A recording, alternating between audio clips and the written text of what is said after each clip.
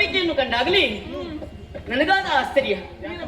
ಬರುವುದೇ ವಿಶೇಷವಲ್ಲ, ನೀವು ಎಲ್ಲರೂ ಒಟ್ಟಾಗಿ ಬರುವುದನ್ನು ಕಂಡಾಗ ಬಹಳ ಆಶ್ಚರ್ಯಚಕಿತಳಾದಿ. ಯಾವತ್ತೂ ಈ ರೀತಿಯಾಗಿ ಬಂದು ಬರಲ್ಲ, ಸಾಲು ಸಾಲಾಗಿ ಬಂದು ವಂದಿಸುತ್ತಾ ಇದ್ದೀರಿ.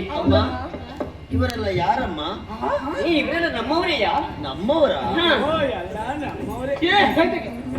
ಏನಾದ್ರು ನೋಡಿ ಅಮ್ಮ, ನಮ್ಮೂರಲ್ಲಮ್ಮ ಒಂಚೂರು ಮುಟ್ಟಿ ಮಾತಾಡ್ತಾರೆ.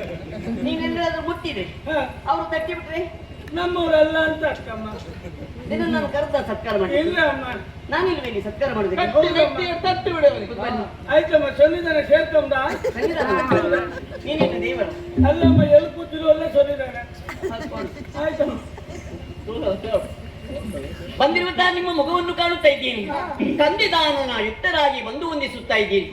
ಕೊಳದಲ್ಲಿ ಜನಿಸುವಂತಹ ತಾವರೆಯನ್ನು ಕಾದ ಕಲ್ಲಿನ ಮೇಲೆ ಕೆತ್ತೆಸೆದ್ರೆ ಹೇಗೆ ಬಾಡಿ ಬಸವಳಿದು ಹೋಗುದು, ಆ ರೀತಿಯಾಗಿ ಕಂದಿ ಕುಂದಿ ಬಾಡಿ ಬಸವಳಿದು ಹೋಗಿದೆ. ನಿಮ್ಮೆಲ್ಲವರಿಗೂ ಸಂತಾಪವನ್ನು ಗೊಳಿಸಿದಂತ ಕಾರ್ಯಗಳು ಯಾರು? ಅಯ್ಯೋ ದೇವರೇ, ನನ್ನತ್ರ ನಿಮ್ಮಲ್ಲಿ ಬರೇ ಮಾತಾಡಿದ್ದು ಬಿಟ್ರೆ ನಿಮಗೆ ಕೊಟ್ಟು ಸತ್ಕಾರ ಮಾಡಲಿಲ್ಲ. ಅಯ್ಯೋ, ಮನೆ ದೂರ ಆಗ್ತಾ ಎಣ್ಣೆ ತಿಂಡಿ ಮಾಡ್ಲಿಕ್ಕೆ ಆಗುದಿಲ್ಲ ಮನೆಯಲ್ಲಿ.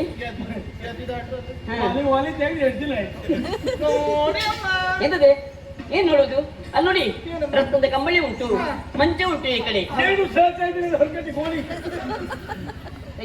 ಕೂತ್ಕೊಳ್ಳಿಕ್ಕಮ್ಮ. ಅಲ್ಲಿ ಕುಳಿತುಕೊಳ್ಳಿಲ್ಲ, ನಾನು ಕೊಟ್ಟ ಆಸನದಲ್ಲಿ ಅವರು. ನೀನು ಕೊಟ್ಟ ಈ ಕೋಣಿ ಬೇಕು. ಹಾಗಲ್ಲಮ್ಮ, ಮತ್ತೆ ಒಳಕು ಕಣಿ ಇಳುಕು ಕಣಿ ಅಂದ್ರೆ ಪಾಪ ಮುಖ ನೋಡ್ತಾ ಇದ್ರಲ್ಲ, ಇದ್ರಾಗ ಕುಳಿತುಕೊಳ್ಳುವುದಕ್ಕೆ ಮನಸ್ಸಿನ ಏನು ಹೇಳಬೇಕು ಅಂತ ಆತುರದಲ್ಲಿದ್ದಾರೆ. ಇದ್ರೆ ಎಂತ ಮಾಡುದು? ಧೈರ್ಯ ತಾಳಿ ಹೇಳಿ, ನನ್ನಲ್ಲಿ ಏನ್ ಬೇಕು?